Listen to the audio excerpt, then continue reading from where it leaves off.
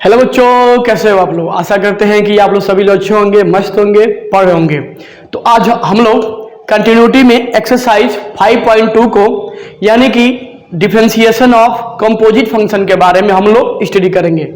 यानी कि आपका एक्सरसाइज क्लास 12 5.2 है। 5.2 एनसीईआरटी मैथ फॉर क्लास 12। ठीक है,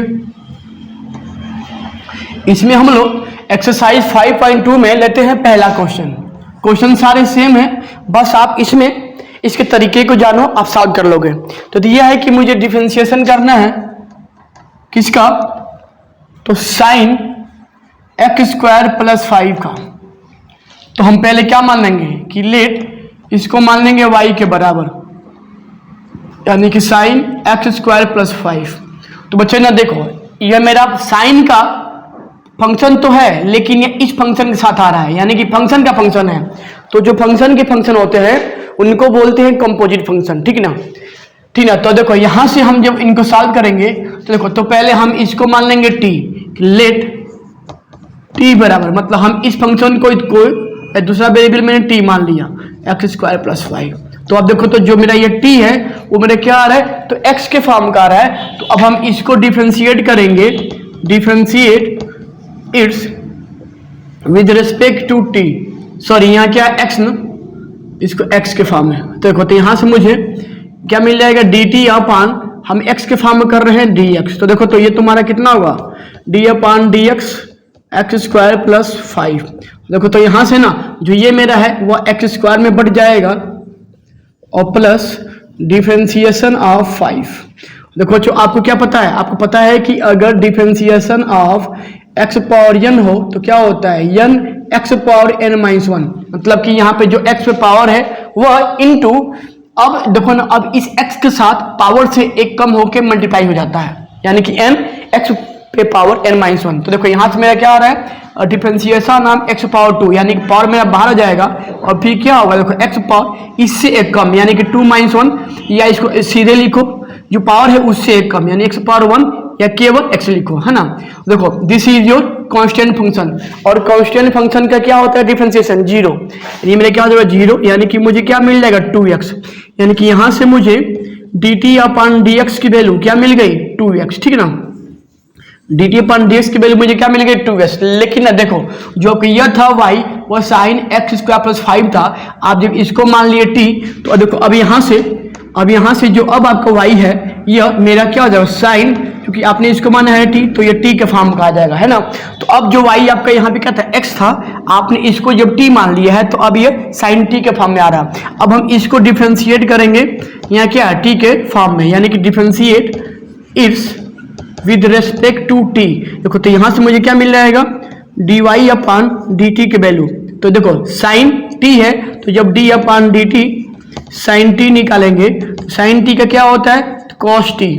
ठीक है ना, देखो यहां से आपको dy अपान dt मिल गया और यहाँ से dt अपान ds मिल गया। चूंकि आपको यहाँ क्या निकालना है, तो मुझे यहाँ से डिफरेंशिएशन ऑफ, यानी कि देखो इस y का dy अपान ds मुझे फाइंड करना है। तो जब यहाँ से dy अपान ds फाइंड करेंगे तो देखो ना, सबसे पहले आप जो dy वाला टर्म है उसको लिखो, dy अपान dt। देखो फिर यहाँ क्या लिखो, देखो चूंकि यहाँ क्या लाना है, अपान में x लाना था, लेकिन जो मेरा ये है ये dt अपान dx है। चूंकि यहाँ dt है तो मैं अगर इन दोनों का अगर मल्टीप्लाई करूंगा तो dt से dt क्या कैंसिल हो जाएगा, खाली ds बच जाएगा, यानी कि dt अपान dx। ठीक है ना, और देखो तो यहाँ से dy अपान dt की वैल्यू कितना है cos t, और यहाँ dt अपान dx की वैल्यू कितना है 2x। ठीक है ना, देखो बच्चे ओवर में इस 2x को बाहर लिख लूंगा इनटू, देखो जो मेरा cos, देखो ना जो ये t था, अब हम t की वैल्यू इसमें पुट कर देंगे, यानी कि x² + 5, और यही तुम्हारा हो जाएगा dy अपान dx की वैल्यू। तो ये थोड़ा सा मतलब बहुत इजी सवाल है, बस ना इसमें जो फंक्शन आ रहा है आप उसको कोई एक और वेरिएबल मान लो और फिर आप इसको इस वाले x के रिस्पेक्ट में डिफरेंशिएट करो और ये आ जाएगा, ठीक है। और फिर जो मेरा यह था साइन इसके फॉर्म में, आप जब इसको t माने हो तो साइन t हो जाएगा, फिर आप इसको t के रिस्पेक्ट में करो तो आपको dy/dt आ जाएगा। देखो ना, अब आप इन दोनों का मल्टीप्लाई कर दो, मतलब कि dy/dt और dt/ds का। देखो ना, क्योंकि जब हम इनका मल्टीप्लाई करेंगे, चूंकि यहाँ नीचे आपका dt है, यहाँ ऊपर dt है, दोनों कैंसिल हो जाएगा, यहाँ केवल dy/ds आपको मिलेगा जो आपको फाइंड करना होगा, ठीक है ना। और फिर आप उसमें ऐसे वैल्यू को पुट करके सॉल्व कर लीजिएगा।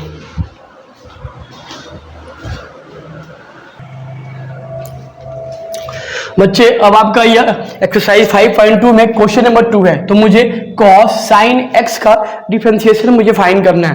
तो देखो पहला काम क्या है कि इसको y के बराबर मानना, यानी y बराबर कितना हो जाएगा cos sin x, ठीक है ना। देखो ना, अब आपको इसी dy/dx को फाइंड करना है, मतलब ना आप इस y को dy/ds मतलब कि इसको x के रिस्पेक्ट में आपको डिफरेंशिएट करना है, यानी कि dy/ds आपको फाइंड करना है, ठीक ना। तो बच्चे देखो ना, ये जो मेरा y है वो मेरा क्या आ रहा है cos sin x के फॉर्म का आ रहा है, तो मैं इस sin x को t मान लूंगा, यानी कि लेट t बराबर कितना हो जाएगा sin x। तो देखो, तो जो मेरा ये t है वो मेरा अब क्या आ गया, तो अब वो मेरा x के फॉर्म का आ गया, तो मैं अब इसको x के रिस्पेक्ट में डिफरेंशिएट करूंगा, यानी कि differentiate it's with respect to x। तो देखो यहां से मुझे क्या मिल जाएगा, तो dt/dx की वैल्यू ये में कितना हो जाएगा d/dx sin x। देखो तो यहां से, और d/dx देखो sin x की वैल्यू क्या होती है cos x, तो आपने यहां से dt/ds निकाल लिया, ठीक है ना। अच्छा, और देखो बच्चे देखो, जो आपका ये y बराबर cos sin x था, जब आपने इसको t माना तो अब मुझे यह y बराबर cos t मिल जाएगा, यानी y बराबर यहां से मुझे cos t मिल जाएगा। देखो, और अब जो आपके यह y है वह x में ना होकर t के फॉर्म का आ रहा है, तो अब हम इसका डिफरेंशिएट करेंगे, differentiate it's with respect to, चूंकि t है तो t के फॉर्म में। देखो, तो यहाँ से मुझे क्या मिल जाएगा dy/dt बराबर, यानी कि d/dt, यानी कि डिफरेंशिएशन ऑफ इसको, चूंकि यहाँ t के फॉर्म का है, यहाँ t रहेगा, तो किसका जी, तो cos t का। तो बच्चे आप बताओ, तो देखो d/dt cos t का, तो cos t का आपका क्या होता है माइनस साइन t, यानी माइनस साइन t, ठीक है ना। देखो, तो मुझे यहाँ से क्या मिल गया dy/dt के मूल्य मुझे माइनस साइन t मिल गए। तो देखो ना, यहाँ से अब हम मुझे क्या निकालना है, तो मुझे यहाँ से dy/ds निकालना है। देखो ये आपका क्या रहा है dy/dt, मुझे क्या निकालना है dy/ds, मतलब कि मुझे अपान में x क्या चाहिए, यहाँ से dx चाहिए। यहाँ देखो, तो जो आपका फर्स्ट था उसमें क्या आ रहा है अपान में ds है, क्योंकि यहाँ dt है और यहाँ dt है। तो देखो ना, यहाँ से dy/ds आपको तब मिलेगा जब आप इसमें मल्टीप्लाई करोगे। तो यहाँ पे हम इसका मल्टीप्लाई कर रहे हैं dy/dt इंटू dt/dx। तो देखो क्या होगा, dt आपका कैंसिल हो जाएगा, यानी मुझे यहाँ क्या मिल जाएगा dy/dx। तो देखो आपने जब यहाँ पे dy/ds जब आपने फाइंड किया तो यहाँ पे dy/dt में मल्टीप्लाई किया dt/ds का, और मुझे यहां से देखो तो dy/dt की वैल्यू क्या था माइनस साइन t इंटू, देखो dt/ds की वैल्यू कितना है, तो cos x, ठीक है ना। देखो बच्चे ना, अब आप यहाँ पे जो t की वैल्यू है ये माने उसको रखो, यानी कि माइनस साइन, देखो जो t है तुम्हारा कितना है खुद साइन x है इंटू cos x, ठीक है। तो देखो ये ऐसे आपका आ गया dy/ds की वैल्यू आपने फाइंड कर लिया minus sine x into cos x, ठीक ना। तो यह था इस क्वेश्चन का डिफरेंशिएशन। आई थिंक कि यह आपको समझ में आया होगा।